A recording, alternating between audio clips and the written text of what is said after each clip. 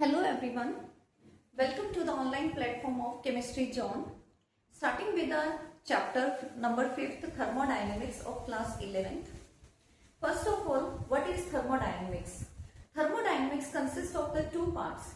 First one is the thermo and second one is the dynamics. Thermo means thermal means heat and dynamics means flow. Means definition क्या होगी? Branch of the science or branch of the chemistry which deals with the flow of the heat. और ये जो flow of the heat होता है वो किसकी वजह से होता है? Due to the presence of the different type of the energies.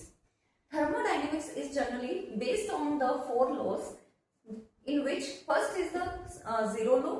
Zero law क्या है? किस पे बेस्ड है? State of the thermal equilibrium. State of thermal equilibrium का मतलब क्या होता है कि अगर आपके पास कोई भी दो सिस्टम है, लेट अस कंसीडर एक तो ए सिस्टम है and second one is the B system, और ये दोनों सिस्टम क्या है? आपस में थर्मल इक्विलिब्रियम है. कहने का मतलब क्या होगा कि ए और बी जो दो सिस्टम है थर्मल इक्विलिब्रियम में है, यानी कि उनके बीच में जो फ्लो ऑफ द हीट है वो कांस्टेंट है. अगर उसी में हम कोई भी सी सिस्टम जो है वो इस्टेब्लिश करते हैं तो जो थर्मल इक्विलिब्रियम में ए और बी सिस्टम थे, अब वो क्या होगा? ए और सी थर्मल इक्विलिब्रियम में होंगे, सी और बी थर्मल इक्विलिब्रियम में होंगे. कहने का मतलब कि तीनों सिस्टम्स में जो फ्लो ऑफ द हीट होगी वो क्या होगी? कांस्टेंट होगी. सो जीरो लॉ को हम क्या बोलते हैं? State of the thermal equilibrium. Next come to the first law. First law क्या कहता है कि जो total energy of the universe होती है वो हमेशा कांस्टेंट रहती है, फिक्स्ड रहती है.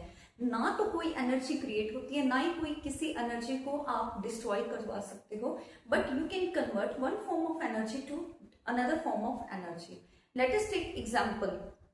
घर पे यूज होने वाले जो इन्वर्टर और बैटरीज होते हैं वो दो टाइप की एनर्जीज को कंसिस्ट करवाते हैं. First one is the electrical energy and second one is the chemical energy.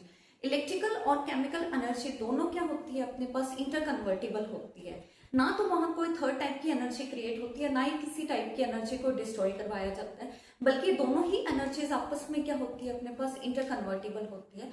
So we can say that कि total energy of the universe is fixed. ना तो किसी एनर्जी को डिस्ट्रॉय करवाना, ना ही किसी एनर्जी को क्रिएट करवाना. Next come to the second law. Second law क्या है? Entropy of the universe is continuously increases. Entropy of the universe continuously increase होने का मतलब क्या होगा कि अपने पास जो एंट्रोपी है, अब वर्ड एंट्रोपी आएगा कि वो क्या होती है? एंट्रोपी जो वर्ड है वो किस पे बेस्ड है? स्पॉन्टेनिटी पर बेस्ड है. स्पॉन्टेनिटी, एंट्रोपी ये हम डिटेल में पढ़ेंगे जब सेकेंड लॉ को आगे पढ़ेंगे. उसमें इतना ध्यान रखना इंट्रोडक्शन में अभी कि एंट्रोपी यूनिवर्स की हमेशा कंटिन्यूसली इंक्रीज करती है. Next come to the third law. Third law क्या है? एब्सोल्यूट जीरो टेम्परेचर पर entropy of the universe is, entropy of crystalline solid is zero. Absolute zero temperature क्या होता है? क्रिस्टलाइन सॉलिड क्या होती है? ये भी हम डिटेल में पढ़ेंगे इन द थर्ड लॉ में. ठीक है. सो ये तो था हमारा introduction about the thermodynamics. Thank you.